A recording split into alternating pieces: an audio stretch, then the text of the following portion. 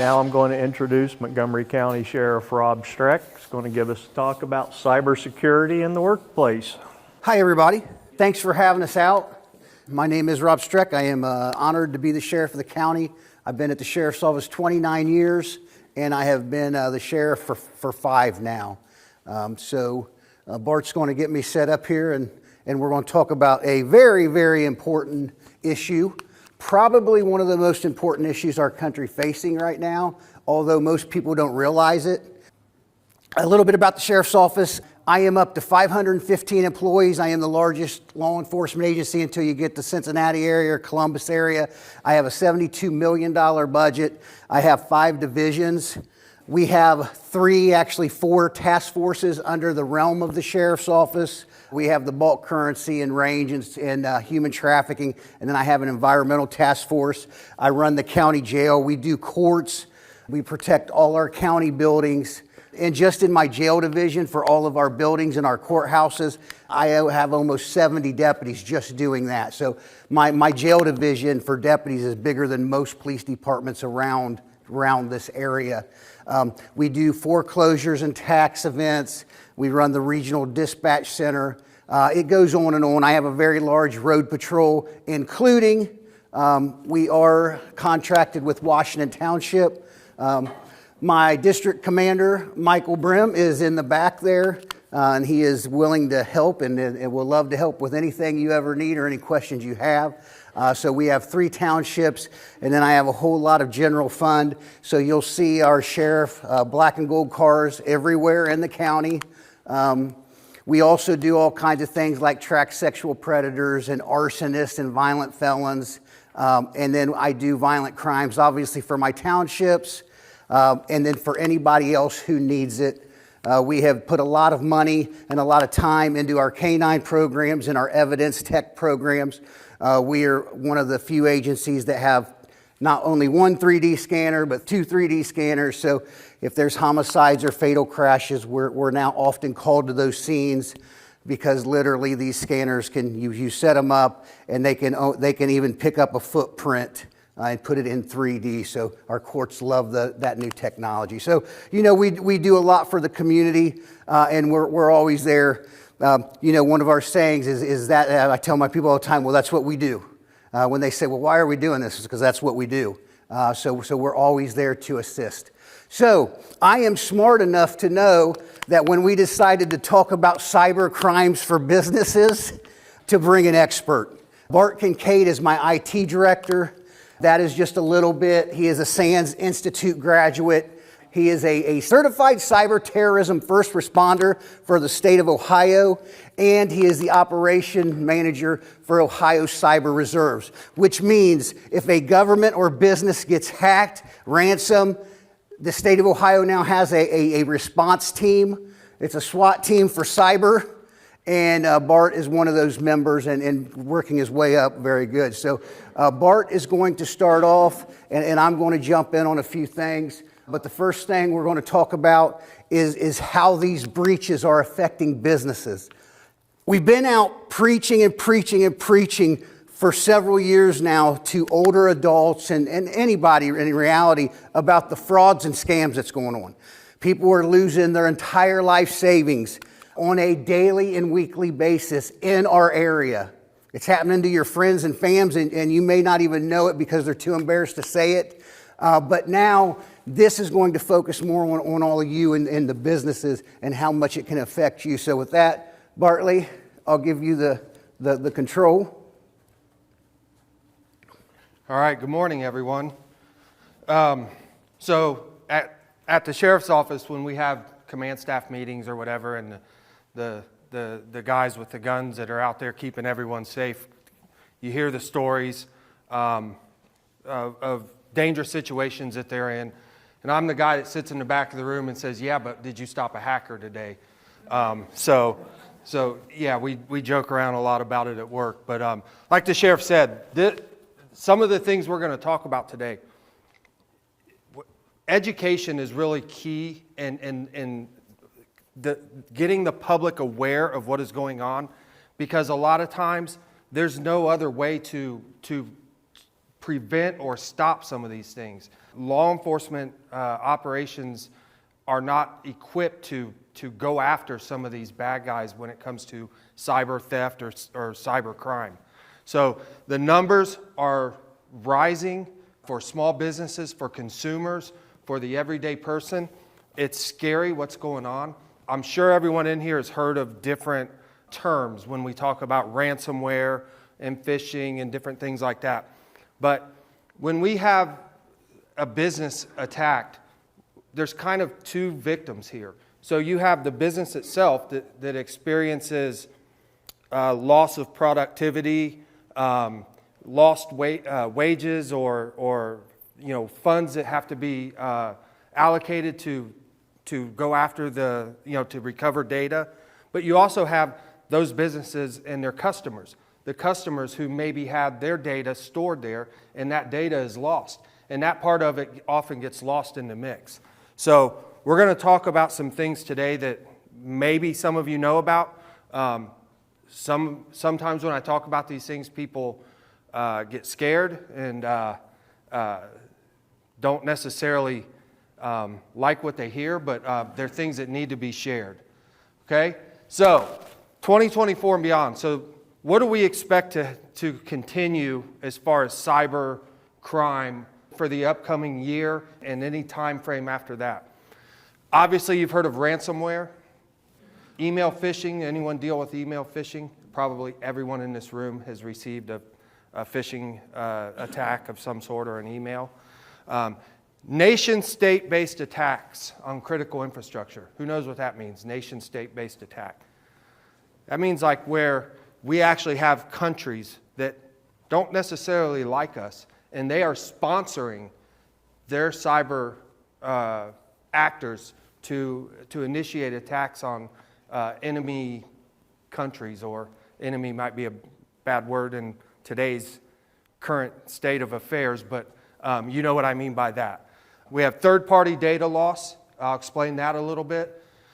Internal compromise. This is a big one. This is when your own employee or your own actions inside of a company create a risk to an organization.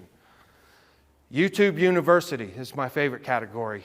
I don't know if anyone knows that you can really actually learn to become quite a good hacker by watching a few videos on YouTube. And if we have time, I'll show you a couple things with that real quick. Then we have targeted identity theft, elder fraud, scams. These are things that are ongoing in our community every day, all day long. If you follow the sheriff's office, you probably get alerts here and there. Be aware of phone calls from the sheriff's office, different things like that. Our senior community is under attack. There's a technology barrier with our senior community. The more sophisticated that these attacks become, and these campaigns and these things that they're carrying out, the more at risk our senior community becomes because of the generation gap. When you deal with technology, every generation seems to be more adept at using it. I always said I would always be one step ahead of my daughter, and she would never be smarter than me when it comes to technology. And that's absolutely not true. I'm trained in this, and every day I'm like, how does she figure this stuff out? If there's something that kids can get away with, they get away with it. So every generation that comes up, these kids are learning things about technology at such a young age. So that just puts our senior community that much more at risk. Okay? Crypto scams, AI-generated scams, deep fakes, that's a very interesting category that we'll have some things to share on that. All right, some boring stats. Ransomware. 25% of companies have probably experienced an attack due to ransomware. 2/3 of businesses will face significant loss due to ransomware. So ransomware, just real quick, you click a file, something in your organization, typically by email, although not always the case, as we saw with the city of Huber Heights. It initiates a payload, what we call a payload, in all of your files. It goes out very quickly, goes out onto the network of your corporation, finds where all of the files are stored, encrypts them So it's an encryption key is like what you used to do as a kid. If A equals 2 and B equals 3 and you have to decode it, well, on a very sophisticated level, ransomware applies that to every file that it can get a hold of on your network very quickly. And then the bad actors want you to pay money to get that decryption key back. Sometimes they give it back, sometimes they don't. It's becoming very sophisticated because some of the things that businesses did in the past, such as have backups to recover their data, aren't as effective anymore because now the ransomware is going out and looking for backup files. So unless you have offline backups, even that data is at risk. So it's very scary and it's very effective. This is one of the bigger things that we deal with. As I said, Huber Heights dealt with this. And it wasn't from clicking an email, it was from simply visiting a website on Google. They searched a term, legitimate, wasn't anything nefarious or bad they were looking at. They searched for a legitimate product on Google, and the first result, which is one of those sponsored ads, you ever see that when you search on Google? The bad actors had paid for that spot on the Google search results to be at the top. So they clicked on that and bang, took the whole city down for what, 2 months, 3 months? It was terrible. I think they're probably up close to $1 million in total cost and exposure from that. So it's something you have to pay attention to. Paying the ransom doesn't guarantee that you'll get your data back. They oftentimes will because it's bad business for them not to give your data back. That's how they become profitable. They want people to think, well, if we pay, we'll get our data back. But that's not always the case. Spam, phishing emails are the cause. Average ransom payment is almost $1 million. So very, very costly to businesses. Bart's being very nice. About a month and a half ago, within a week, they had to get me 2 different computers because of Google. Luckily, nothing got into our system because I don't want to jinx him, but because of our wonderful security. But yes, I would go to Google, I'd click on something, next thing you know. And Bart was very, very kind to me. But he's right. I mean, that's how I feel like our employees get very frustrated with me because I'm constantly badgering our employees about cyber safety. But one click is all it takes, and that is not an exaggeration. One click on a bad email or a bad link. So I know I drive people nuts at work, but I am constantly just drilling that point in. Be absolutely certain on that email or that link. Well, Google is the most popular. There are better ones. Brave browser is a good browser. Google's kind of getting too big. There's also talk that the great Elon Musk is trying to design his own search engine. I don't know if that will be good or bad, to be honest. But it's Google. You can try Bing. That's another search engine. It's just not as popular as Google. You're not going to get the same results as Google. So yeah. Okay, phishing attack. Everybody know what a phishing attack is. Email. You get an email. Looks like it's legit. Click a link that says your password's expired or there's been a security incident. Please click here to verify your identity or verify your credentials. You click that link. A box pops up. It looks like a real Microsoft page. You enter your credentials. Within minutes, those credentials are grabbed. Someone signs into that account from the outside, and then they begin sending out phishing emails. It's a chain reaction. This is constantly ongoing in our community, in our country. We are dealing with it right now. There's other counties around us that have dealt with this and are dealing with it right now. I just shut down access to another county domain yesterday due to phishing that happened to them. Does anyone here deal with phishing campaigns at work where they intentionally send out emails and then they track what you do with those emails? Good. That is something that is almost a standard that needs to be done. We do this all the time. So we conduct campaigns where we make the email intentionally look very clever, but there's a few mistakes that you have to look for. And then when our employees interact with that email, we know exactly what employee did it and how far they went with that email. Did they just open it? Did they put their credentials in? And then we adjust that and send training out based on their actions. So there are several types of phishing. Spear phishing. This is the most popular. This would be where they'll target individuals in a company, send something out that might be somewhat related to their company, and hope that sticks. This will often go to multiple employees. It's very easy to find email addresses online nowadays, so it's not hard to get email addresses from a company. This is 90% of attacks are what they would call spear phishing. Clone phishing, they mimic a previously delivered legitimate email, change the link, change a few words, and send it right back out because they know that the employees have seen that email before, so they'll trust it, and they're more prone to open that email. And then whaling. So, senior executives, sheriff, or a captain, or a CEO, or myself, or the finance officer, the president, those types of terms, you get where I'm going with that.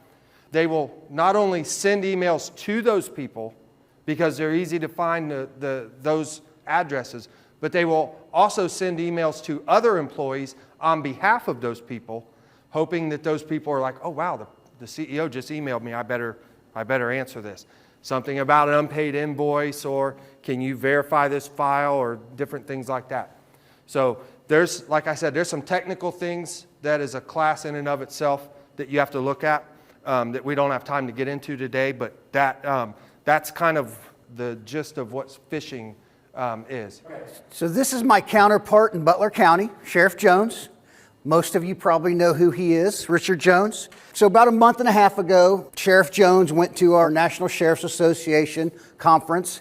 He came back and he did a video. And his video said, hey, China wants to do us harm. I could not believe the amount of attention that got. I probably had more calls and emails on his video than I've had on everything we've ever done. So I was very surprised to realize how many people in our community were actually generally shocked to understand that there are countries out there that want to do us harm. They don't like us. They don't like how we live. They don't like our standards. So they are constantly coming after us. So Bart is going to talk about national and statewide attacks. The FBI, like Sheriff Jones said, this is one of their number one concerns for our country right now, is everything that's ever been produced overseas, what is in those machines, what capabilities do they have, what kind of technologies are they developing to shut down power plants, to shut down phone companies. Look what happened when AT&T shut down last month. So know that this is a very scary part of cyber terrorism that's going on now, but it is 100% out there. Now, the number one way we still believe terrorists are want to attack us are small cells, so the old see something, say something we want. But this is where we get into, I love this man to death because he protects my agency day in and day out. How many times a day do we get attacked?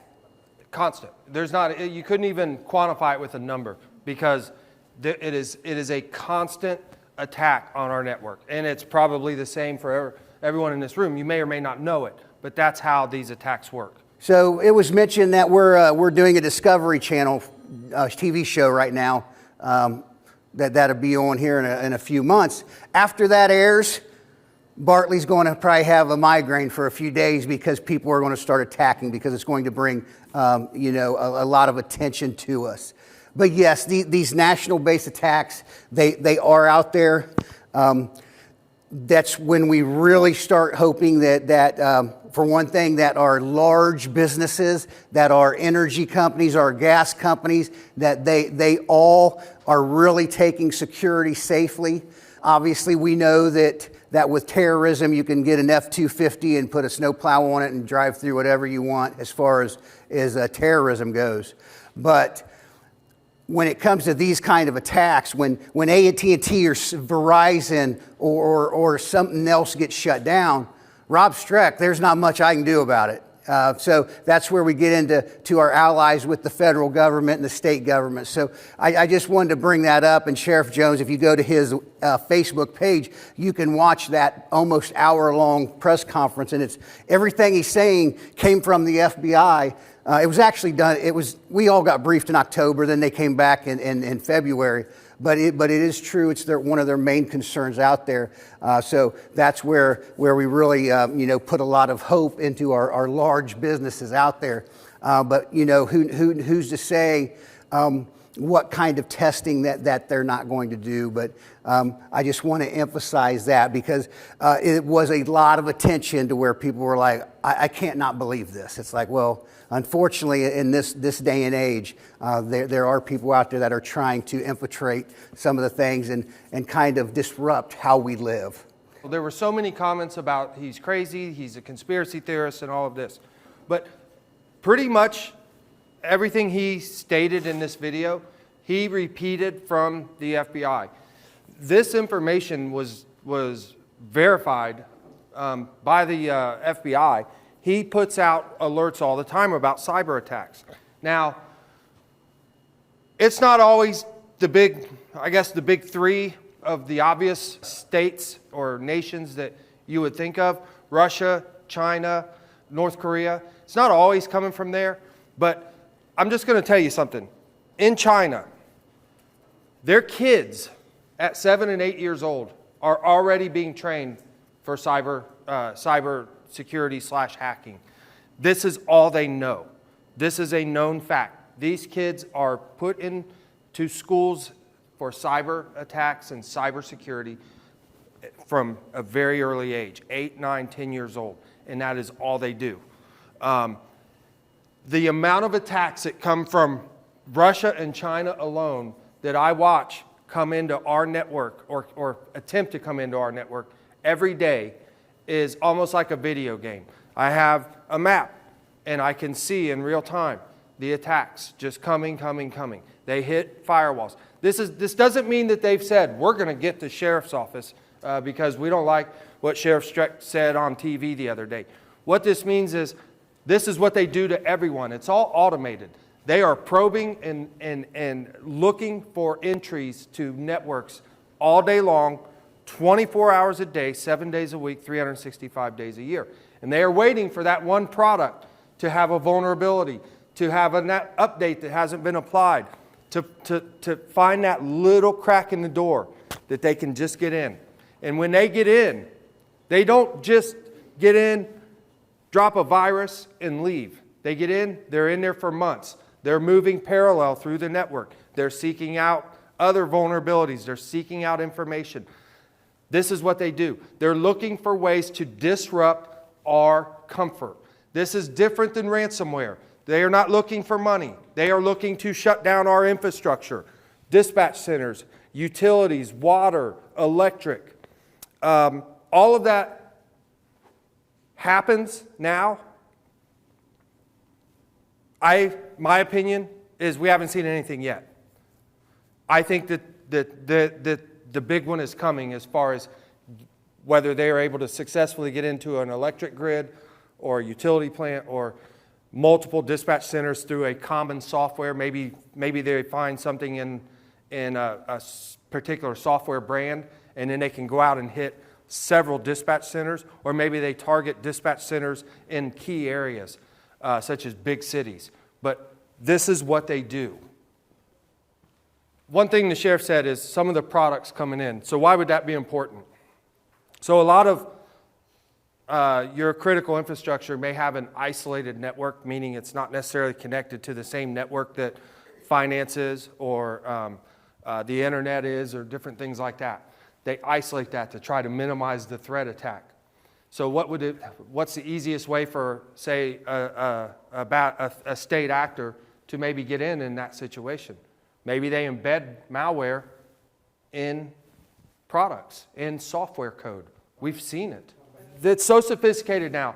Charging cords that come from China have chips in them so small that are so sophisticated that you plug your iPhone in, that you plug them in and they can attack the networks that they're plugged into.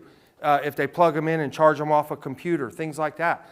All of these devices, these little gadgets, these cameras that you might buy on Amazon. Amazon's so big, they don't have time to vet every single product. The vendors on Amazon are like, sure, we'll let you sell your products. They're not hiring a cybersecurity expert to take the thing apart and search all of the code. They're putting it for sale.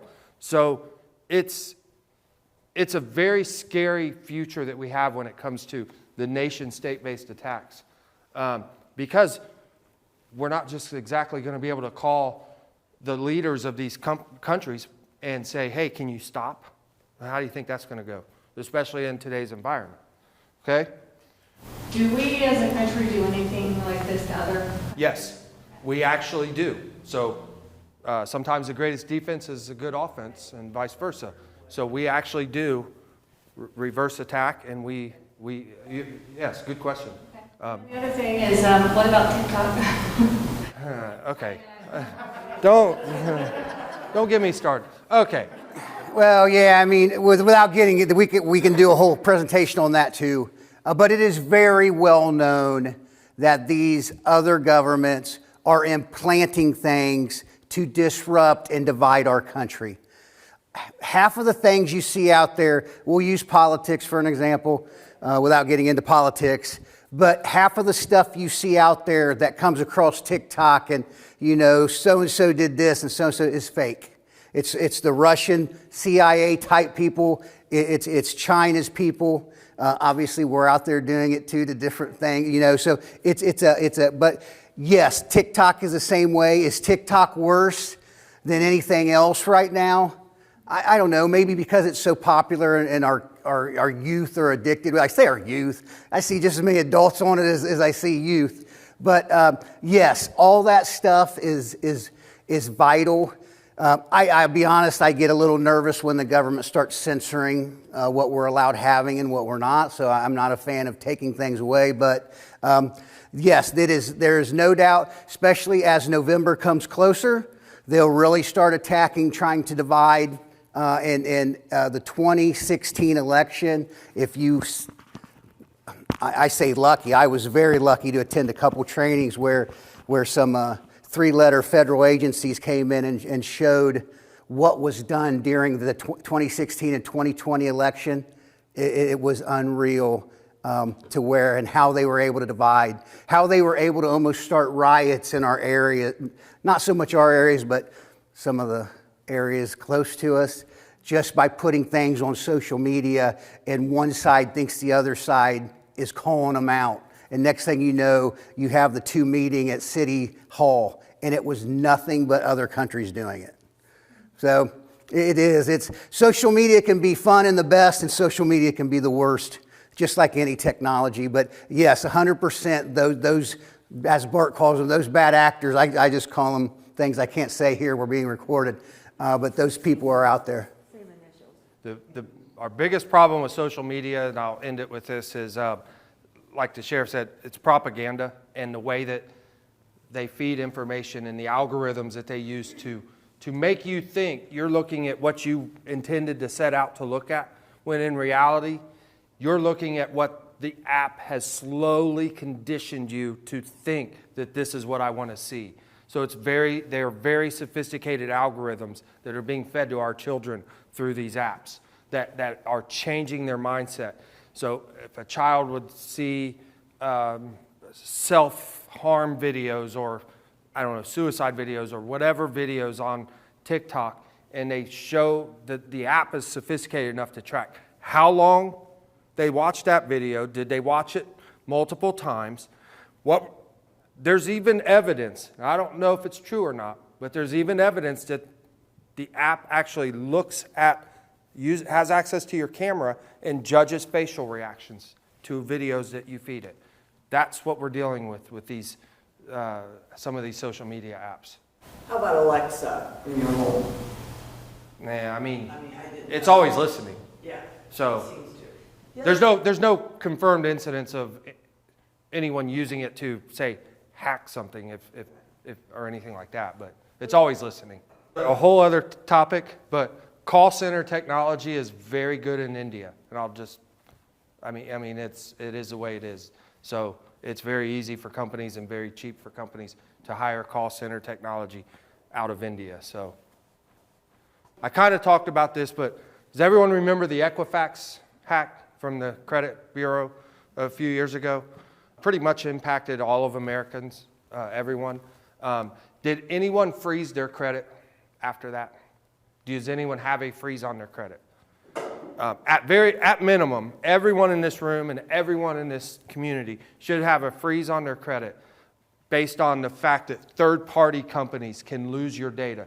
I'm sure you get those emails or those letters in the mail that say you get a one year free credit monitoring because we were hacked. That's fine. They work, but that's not enough. But you can take steps on your own, and step one is freeze your credit.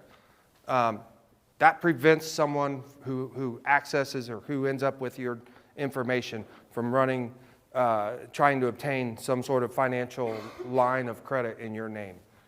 All right, internal BYOD, bring your own device.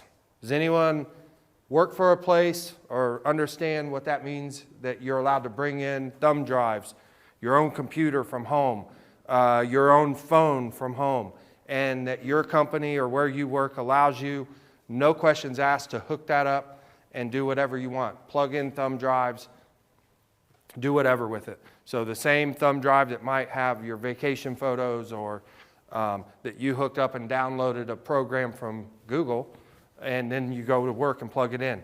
That is a big problem. We've been researching ways to stop this because we're not a BYOD company, but because of the uniqueness of law enforcement, and we do have challenges. We have detectives. We have people that bring our detectives and our officers different things. And the critical nature of there's a time constraint sometimes to investigations. They need to get information constant from different sources, from gas stations or whatever. They need that videos, that evidence. So it's very difficult for us to say no BYOD, but it is a challenge for me because it is a very risky method of entry for malware to come into your network. So it's very challenging. So does anyone have don't bring anything from home at all? Okay. I mean, that's good if you can get away with that. I'd love to say it, but I'd probably get a bunch of people that carry guns not real happy with me because they just have to be able to do their job. It's very challenging to balance the ability and the tools that are out there for people to do their job effectively with being secure. Cybersecurity clashes with company policy all the time. Just this week, we found out that one of our sergeants, who is very tech savvy, at least thinks he's very tech savvy, was bringing in his own drive and doing things where he thought computer programs that would help him in his job of investigations and some other things. Plus, he was doing a few school things on there. But literally, Bart's team had to go out, confiscate that computer, quarantine it, and then spend 2 days running scans on all our networks to make sure that nothing got in when he was doing that. So we try to keep people from doing it. But once again, you could have 4 employees or you could have 1,000. Nobody's just sitting there watching every employee we got and what they're plugging in. So education is pretty much the best way to go with it. Sometimes they think we're paranoid, but my favorite category. So YouTube has enough knowledge on it that the average high school kid can pretty much learn how to hack most networks or do some sort of damage in about 15 minutes of watching videos. Granted, the younger generation is more adept at Linux and different, growing up with computers. It would be a little more challenging for a 50 or 60-year-old to go out and watch this YouTube video and say, I can do this, than it would for an 18-year-old, just because, again, of what we talked about earlier. Do any of these devices look familiar? Has anyone heard of any of them? That's been in the news a lot, right? Has anyone heard of the Flipper Zero? So it's this little cute little gadget that's about $130 that you can buy on the internet with no background checks or anything like that. It's actually got legitimate uses. But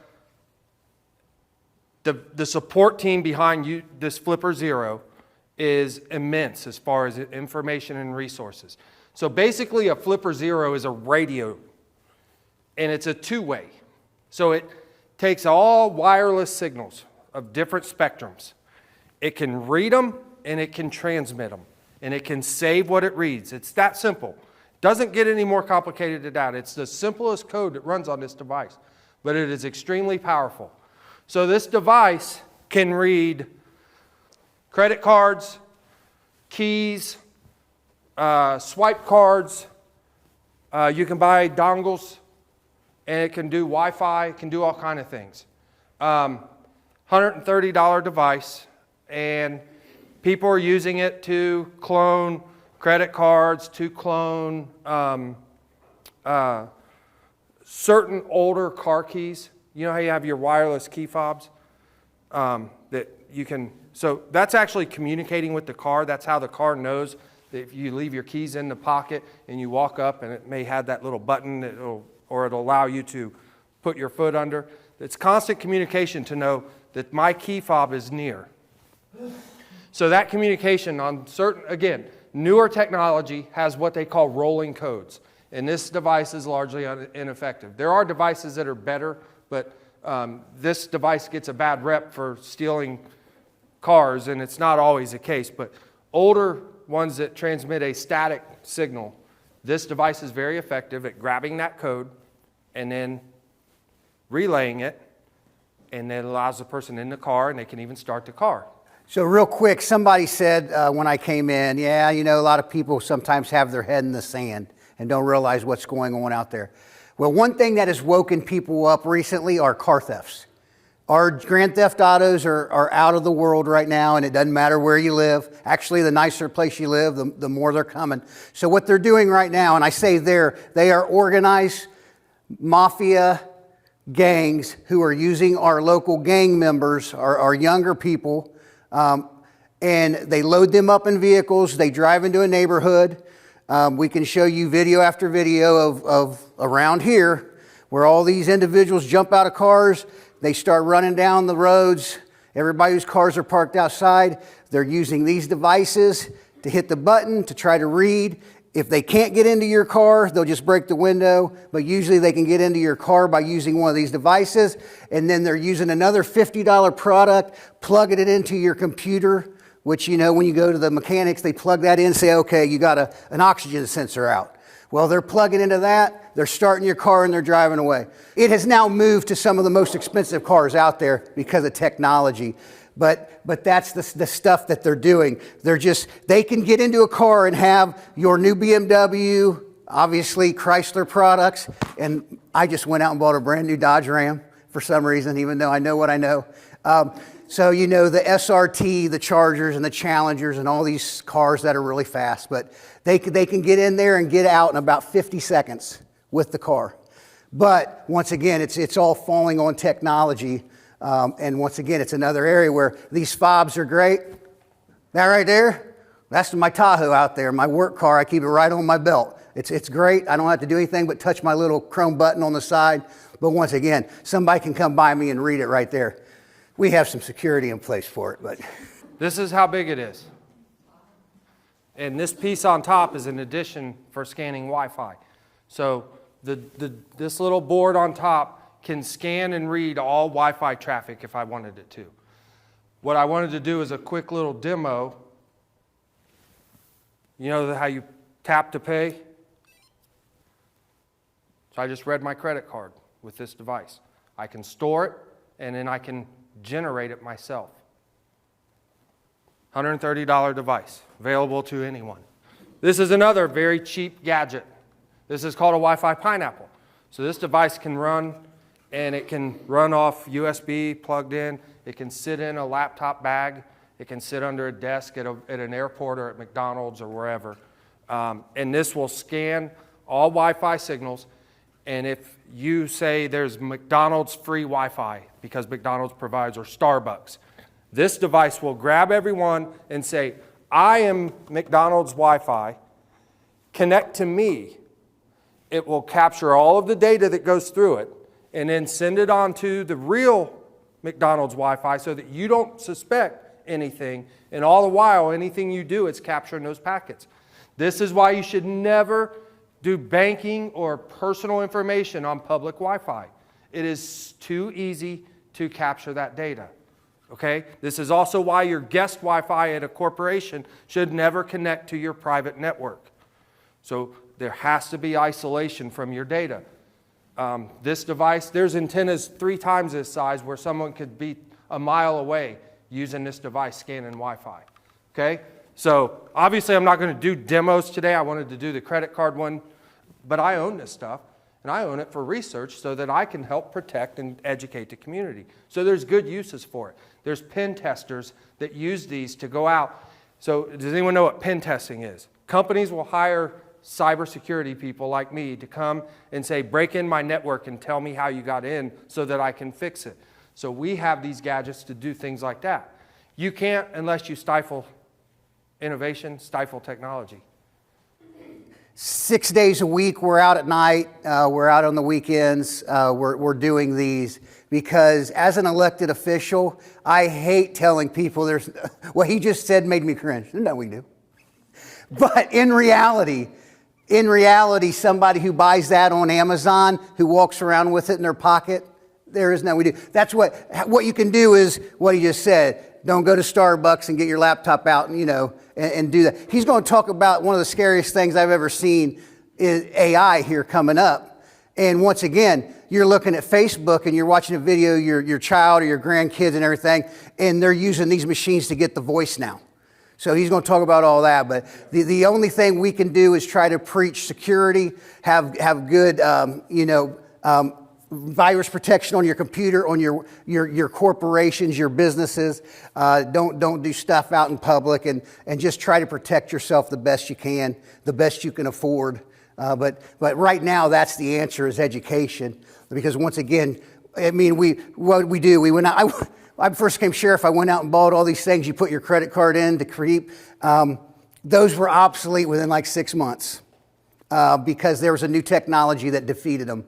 So it's just a constant fight between the good guys and the bad guys. And we're all constrained by budgets, which hurts us and the bad guys aren't. So I want to make sure we get to the AI stuff. So I'm going to, because really this slide is something that the sheriff and I do in about an hour and a half presentation by itself. And that is talking more about identity theft and the scams and how they impact our senior community. But this is a good example, and Captain Brim can provide some detail on this, but our great detectives and officers were able to work with a potential victim and save them $80,000 from a scammer who was trying to scam them through, I believe, Microsoft tech support on their computer. And they got our guys involved. This is not the norm that we are able to successfully arrest someone. But this guy was particularly not very, I guess, bright and so forth, and was willing to try to meet and get paid for this scam in person. Is that about right? Yeah, that's accurate. And we were able to arrest him. Most scammers get away with money from our seniors long before they even know they were scammed. Again, this is a topic that we take an hour and a half just on this slide alone. And we go around to all over the community to talk about seniors and scams and so forth. Okay? So, AI-assisted scams. AI, everyone know what AI is? Artificial intelligence. Okay, it's way deeper than ChatGPT.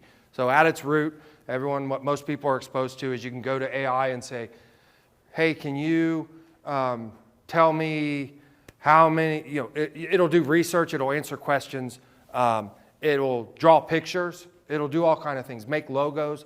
There's a lot of good use for AI. Cyber actors have figured out how to use AI for bad intentions.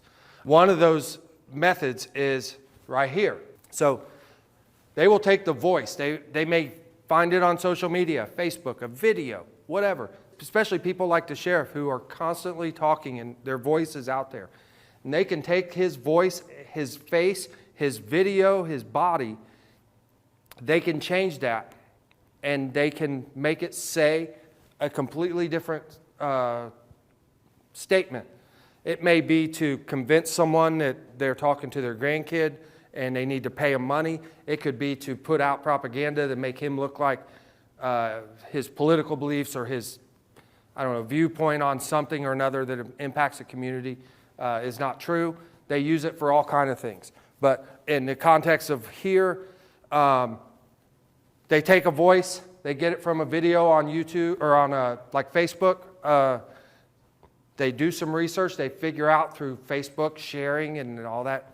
Don't have your privacy settings. And a lot of people have Facebook and they'll say, oh, this is my grandpa, so-and-so. They essentially lay out all the facts that people need to the public. And they will craft a conversation or a voice with using the victim's grandkid or a relative to convince that person that they are talking to the actual person. There's a lot of uses for it. We have deep fake scams. I think the sheriff probably wants to talk on this, but real pictures, fake. These are actually videos, but we don't, in the interest of time, we didn't really have time to show. There's a bunch of videos we could show. There's a particularly convincing one of Barack Obama giving a speech that he did not say, did not create. And this is not, what's the Disney CGI company? Pixar. This is not Pixar doing this anymore. This is technology that's available to you and I every day, very easily can create deep fake videos. So how would that impact you guys? Maybe you see a video of your CEO or of a coworker or of a family member saying something or calling you or convincing you of whatever is being stated in that. Probably the most scariest technology facing our nation in the next decade is surrounded by deepfakes / AI. For the business community, one of the things that can be done and that people are very nervous about is, large companies, if somebody gets upset with what they've provided, now they can use social media and say that they're ABC company and we cannot believe that, and they start doing all this weird stuff, and next thing you know, you've lost half your customers because they're giving outrageous views.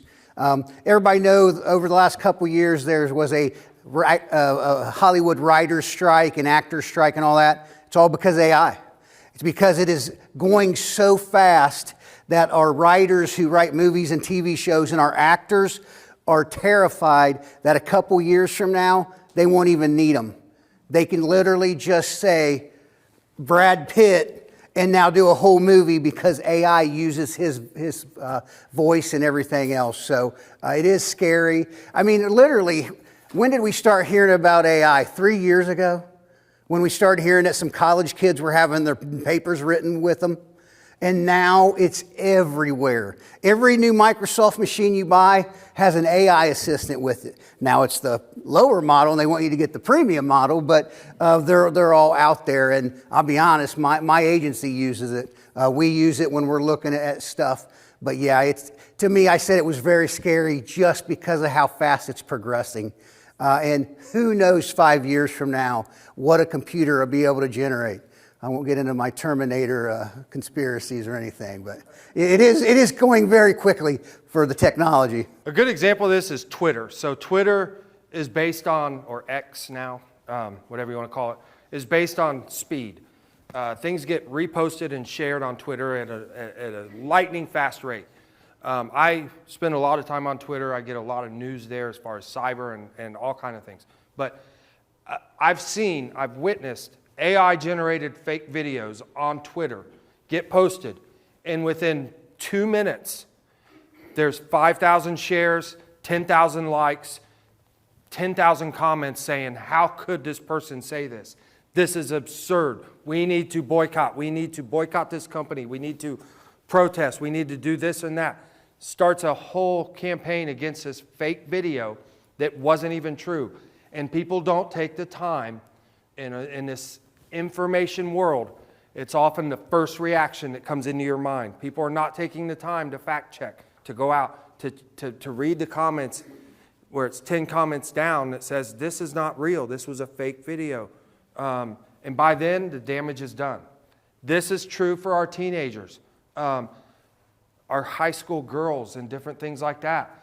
These fake, we saw the Taylor Swift thing not too long ago. These fake photos and videos and pictures. Now it's videos of teenage girls in adult situations that is being shared, and they're AI generated. Do you think the average high school kids care to look to see if it was AI generated? No, it hits their phone and it's forwarded on, and the damage is done within 5 minutes. That's the problem. So is anyone familiar with cryptocurrency? Is anyone investing in crypto? Bitcoin? No? You Bitcoin investor? Dabble? All right. Why is that important? It's becoming the payment of choice for scams, for fraud, for different things that we've talked about today. And that's because it's easy and it's untraceable. There's a way to buy cryptocurrency or invest in cryptocurrency, but that's not what we're really talking about here. What we're talking about here for the context of this conversation is if someone says, you won the lottery, or you need to pay this arrest warrant off, or the sheriff's going to come and arrest you. For one, the sheriff will never call anyone and warn you that you're going to be arrested. They like to surprise you in person for that. So they're not going to give you a chance to bail yourself out on that. If that warrant's on paper, they're going to deliver it to you. You'll get that call, and they're going to say, well, go to the ATM, the Bitcoin ATM, which are popping up all over. I don't know if we have any down here, but they're everywhere now. You walk in, and you're not buying Bitcoin. I'm not going to get into the technicals of cryptocurrency. What you're doing is you're putting your credit card in. You're converting $2,500 US dollars. They call it fiat, US dollars. You're converting that into $2,500 worth of Bitcoin asset. You don't receive the Bitcoin. You get a wallet address. It's a encrypted transaction on a ledger is what cryptocurrency is. You're then giving them that wallet address. They are then taking that wallet address and they're transferring your purchased Bitcoin to their own wallet address, and they're going to move it to about 10 different wallet addresses in a matter of 10 minutes. All you did was convert US dollars to digital currency. So the reason it's important here is that the number one red flag is if you are presented with someone who says you won a lottery or you need to pay a fine or a fee in cryptocurrency. It used to be the gift cards. You know, you go buy a gift card or a cash card somewhere. Now they're moving to cryptocurrency, and that's why that's important here. Has anyone heard of the dark web? So this is kind of the summary where all this information goes. You get hacked, you get scammed, you get your information stolen. The dark web is a legitimate corner of the internet. You don't go to it by typing www. You go through it through a certain browser. It's called Tor or an onion browser. And you essentially are visiting repositories of data on, you don't just go and visit websites, so to speak. You can buy drugs, hire hitmen, prostitution, child pornography, all of this stuff available on the dark web for purchase. Very anonymous. The way you get to it, you can hide your identity relatively safely, but alongside all of that bad stuff, the drugs, the hitmen, the killers, the child pornography, is our data, our social security numbers, our driver's license numbers, our usernames, our passwords. All of that stuff is for sale in databases on the dark web. Some are cheap, some are free, some are expensive. That's why this is so lucrative. So when JP Morgan Chase gets hit and they say 250,000 of our customers we may have lost your username and password. Assume the worst. At very minimum, you should always be changing those passwords. You should be using unique passwords for each site. You should not be, because if they have a username password for one, oftentimes people use that same combination across multiple sites. But that data is very easily purchased on the dark web and very easily sold, and it's quite profitable. Tax information, it's tax season, it's banking, it's finance, it's corporate data. All of this data is what makes the dark web so dangerous to the average consumer. You will never see the dark web. You will probably never visit the dark web, but you are probably all over the dark web and you don't even know it. So we could probably be here another hour and a half to 2 hours just talking about all of this stuff and how to combat it. But we wanted to share this information, make everyone aware, try to touch on some general safety of what you can do, and let you know that at the Sheriff's Office, we're here. We have a whole series of speaking engagements. We can always come back and dive into other topics in deeper detail if need be. Did you respond? I get emails every once in a while. It has an employee's name, first name, last name, the extension of the email address is different, obviously. So always pay attention to that. I've had somebody say, hey, I need my direct deposit changed. I opened up a new checking account. I respond to them because I know it's not them, because that's not our process of changing a direct deposit. So should I respond to them? I kind of play a game with them. We just had that happen at one of our employees. Direct deposit request change to change to a bad actor's bank account. Literally the exact same scenario at the Sheriff's Office. Got an email, looked like it was legit, turned out to not be legit. They even had legitimate forms from our county. It didn't come from us, it came to us. So that one of the county's employees in the finance department or payroll or whatever had been compromised, and they sent it out. And one of our employees fell for it. So yeah, you should not respond to them, but you should report them. That email extension formatting is very key. There is a, where they may use a 0 instead of an O. And then there's an @ symbol. There's an amperik A that isn't the real A on the keyboard. That is very clever. It's very difficult to see, but if an email format has an A in it, they can change that, fake it, and it gets by most people. If you go to our website, you can request a speaker, and we can come and speak to senior communities or churches or whatever, and we can do senior scams and fraud topics. All right, thank you everyone for having us.